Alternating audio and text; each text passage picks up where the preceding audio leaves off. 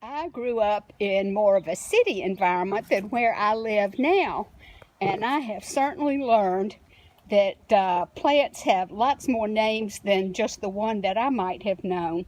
And my neighbor Linda is here. And what is this plant called? I call it a yellow bell. A yellow bell. Well, when I moved here 10 years ago, I was going to go get a plant.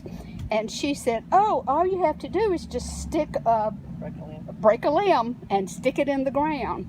And I did it, and I didn't have root-tone. I mean, this was like the most amazing thing to me, that this is actually one of the sticks that I stuck in the ground 10 years ago. So it's making me real happy right now. It'll get fuller than this, and of course you can see that the leaves are coming out. So spring has sprung.